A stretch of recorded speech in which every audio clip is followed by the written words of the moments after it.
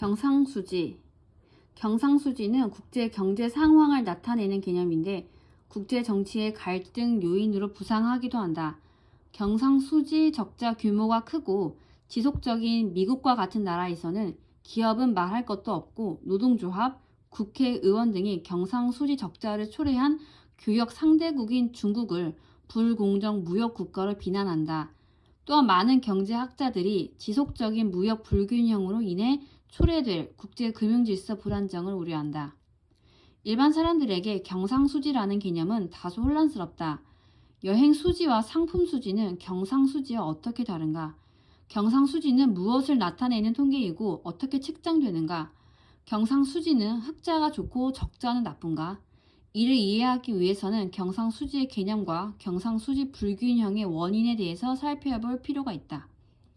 경상수지란 국제수지표의 경상수지 계정은 상품과 서비스를 외국에 팔고 사는 거래와 외국에 투자한 대가로 받아들이는 배당, 이자 등의 소득, 그리고 무상거래 중에서 자본거래의 성격을 지니지 않은 경상이전 거래로 구성되어 있다. 상품수지는 국내에서 생산한 상품의 수출에 의해 벌어들인 수취액과 외국에서 수입한 상품에 대해 지불한 금액의 차이를 나타낸다. 국제수지 통계에서의 상품 수지와 관세청에서의 집계하는 상품 수지 통계는 일치하지 않는다. 그 이유는 국제수지표상의 수입과 지출은 상품의 소유권이 이전되어야 수출입으로 계상하는 반면에 관세청의 수출과 수입은 우리나라의 관세 구역을 통과하면 수출입으로 계상하기 때문이다.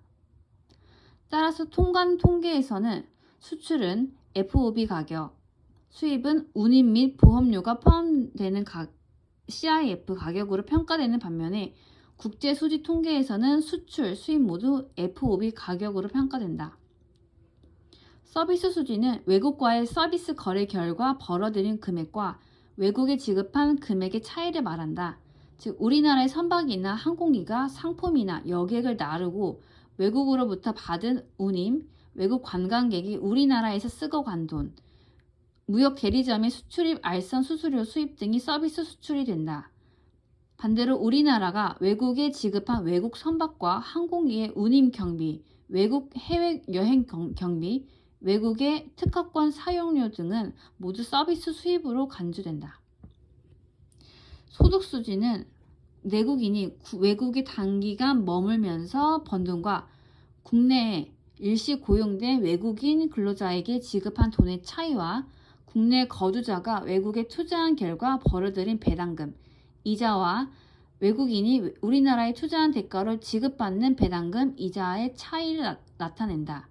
경상이전수지는 거주자와 비거주자 사이에 아무런 대가 없이 주고받는 거래 중에서 자본거래의 성격을 지니지 않은 경상이전 거래의 수지차를 말한다.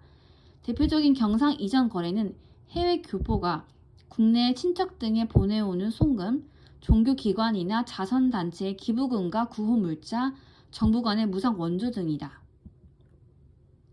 경상수지 적자와 자본수지 흑자의 대칭성. 경상수지를 한마디로 요약하면 경상거래에서 외국에서 벌어들인 돈과 외국에 지불한 돈의 차이다. 외국에서 벌어들인 돈과 지불한 돈이 일치하는 경우는 흔치 않다. 대개의 경우 벌어들인 돈이 지출한 돈보다 크거나 경상수지 흑자, 벌어들인 돈이 지출한 돈보다 적은 경우 경상수지 적자이다. 경상수지 적자는 결국 국내에서 생산한 소득보다 지출이 크다는 의미다. 경상수지의 적자를 보존하는 방법은 외국으로부터의 차입이다. 차입은 현물로도 가능하고 자본의 형태로도 가능하다.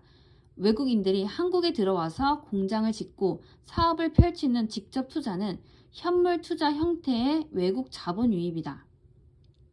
외국 투자자들이 한국 기업이나 정부가 발행한 채권이나 주식을 구입하는 것은 자산 투자 형태의 자본 유입이다. 한국의 기업이나 금융권이 해외에서 차입하는 경우에도 외국 자본의 유입이 일어난다. 이러한 거래는 자본 수지에 기록된다. 빚을 내든 직접 투자를 받든 외국에서 유입되는 자본은 해외로부터의 외환 유입이므로 이는 자본 수지의 흑자 요인이 된다. 경상수지 적자가 자본 수지의 흑자로도 충당되지 못하면 부족분은 정부가 보유한 외환 보유액에서 충당한다. 우리가 매달 신용카드 회사로부터 받는 신용카드 이용대금 명세서를 생각해보면 위의 설명을 쉽게 이해할 수 있다. 신용카드로 사용한 금액 가운데 일시불 이용 금액과 할부 금액은 매달 지불해야 한다. 이 가운데 완납하지 못하는 금액은 연체금으로 카드 회사로부터 차입이나 마찬가지이다. 또한 차후에 갚아야 하는 할부 금액도 카드 회사로부터의 차입이다. 이와 같이 신용카드를 이용한 전체 구입 금액 가운데 지불해야 할 금액과 지불한 금액의 차이는 국제수지 관점에서는 경상수지에 해당이 되고, 신용카드 회사가 신용으로 처리해준 연체금과 남아있는 할부금은 자본수지에 해당된다고 할 수 있다. 경상수지 적자는 나쁜 것인가? 일반적으로 경상수지 적자는 현재 경제 상황의 비관적 요소나 장래에 대한 암울한 전망으로 인식된다. 경상수지 적자는 자국 기업들의 생산성이 낮으므로 외국 기업에 비해서 경쟁력이 취약함을 나타내는 증거로 간주한다. 일부에서는 외국 정부의 인위적인 불공정 무역 정책 등을 통해서 자국 시장을 잠식한 결과로 간주하기도 한다. 경제학자들은 경상수지 적자를 그 나라의 경제적 역량인 소득 이상으로 소비한 결과로 본다. 민간 부문이 과도하게 해외 사치품을 수입하거나 정부 부문이 조세 수입을 초과해서 정부 지출을 확대할 경우 경상수지는 악화된다.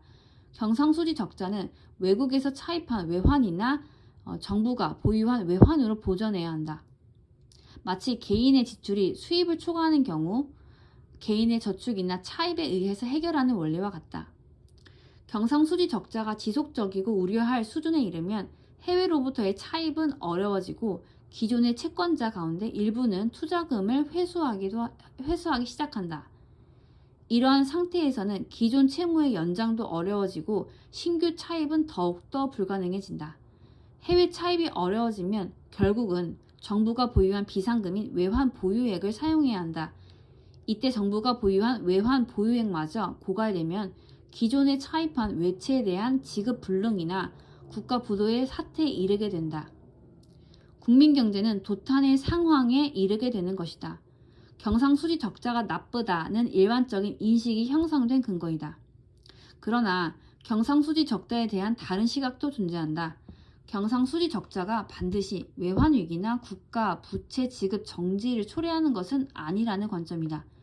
기업이나 정부가 생산의 효율성을 제고하기 위하여 물적 자본에 투자하는 경우에 경상수지는 악화되거나 적자로 반전할 수 있다. 정부가 도로 항만과 같은 사회 간접 자본에 투자하거나 자연 자본에 대한 접근성을 높이는 저장소 건설에 투자하거나 기업이 신기술을 생산에 적용하기 위한 투자는 미래의 성장 동력이 된다. 이론적으로 보면 이러한 투자의 결과가 해외 수출로 이어져 더 많은 상품과 서비스의 생산이 가능해진다.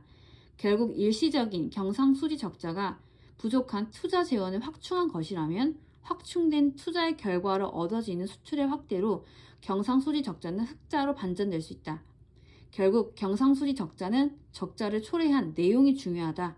미래의 성장이 가능한 투자의 결과로 발생한 경상수지 적자는 흑자로 반전이 가능하다. 그러나 성장 동력으로 작용할 수 없는 사치품의 수입이나 재정 적자의 확대로 인한 경상수지의 적자의 지속적인 누적은 경제 위기로 귀착된다. 미국처럼 자국 통화로 차입하는 경우에는 국가 부도 사태는 면할 수 있지만 기축 통화로의 달러화 위치가 흔들릴 비싼 비용을 지불해야 할 가능성을 배제하기 어렵다. 경상수지 흑자는 좋은 것인가? 외환 위기를 경험한 대부분의 신흥국가의 정책 이반자에게는 경상수지 적자가 가장 경계해야 할 부분이다. 따라서 이들 국가의 정책 이반자들은 경상수지의 흑자 시현에 정책적 우선순위를 두고 있다. 경상수지의 흑자로 축적한 외환 보유액은 국가의 신용등급을 향상시키고 외국 투기자금의 공격을 차단할 수 있는 유익한 버팀목이기도 하다. 그러나 경상수지 흑자와 해외 자본의 유입은 인플레이션을 초래하거나 자국 통화의 평가 절상, 환율의 하락으로 귀결된다. 또한 축적된 해외 자산은 자산 및 부동산 거품을 초래하기도 한다. 1982년 이후 일본의 거대한 경상수지 흑자는 일본 경제의 거품을 생성했고 나중에 아시아 전역 거품 경제의 원인이 되었다.